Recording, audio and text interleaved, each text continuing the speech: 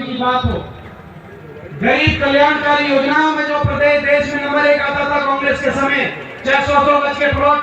कांग्रेस के समय देने की बात रही हो, चाहे मकान हरियाणा के अंदर 3.5 लाख परिवारों को मकान देने की बात रही हो, 20 लाख गरीब परिवार के बच्चों को स्कूल में वजीफा देने की बात रही हो,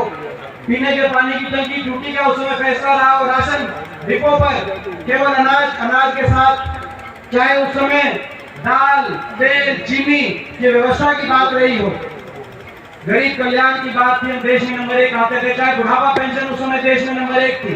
किसान के हकों के फैसले में नंबर 1 थे, खिलाड़ियों के सम्मान में नंबर 1 प्रदेश का नाम था कि सबसे ज्यादा खिलाड़ियों का सम्मान है। आज वो प्रदेश 9.5 साल की सत्ता सरकार के बाद, बीजेपी की सरकार के बाद विकास में तो हम पिछड़ गए, देश में 17वें नंबर पे,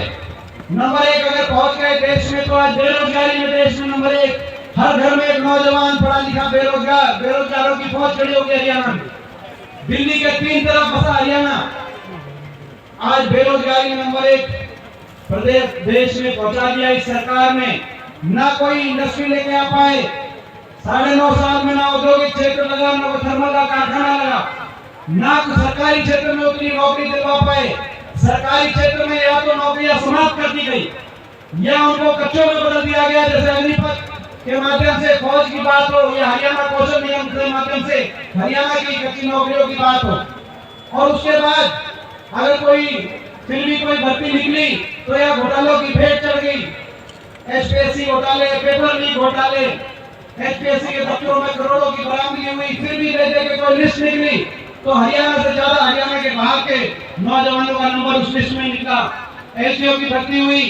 80 में से 78 बाहर के, एलटीओ इलेक्ट्रिकल में 99 में से 77 बाहर के, अभी असिस्टेंट प्रोफेसर टेक्निकल की लिस्ट निकली 156 में से केवल 53 हरियाणा के, 103 बाहर के। ऐसी प्रदेश में सरकार जिसने देश प्रदेश के नौजवान को बेरोजगारी की गर्त में धकेल दिया, कोई नशे की तरफ, कोई डिप्रेशन की तरफ, कोई अपराध की तरफ, कोई घर बार बेच के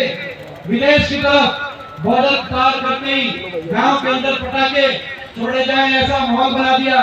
जहां पढ़ने के, एजुकेशन के, कोचिंग के केंद्र थे शहरों में, आज विदेश में जाने के केंद्र अपना सब कुछ बेच के बाहर चलो। हरियाणा के अंदर भविष्य कितना निराश होगा हरियाणा का नौजवान। आज बेरोजगारी में देश में नंबर 1, महंगाई में देश में नंबर 1, सबसे ज्यादा महंगाई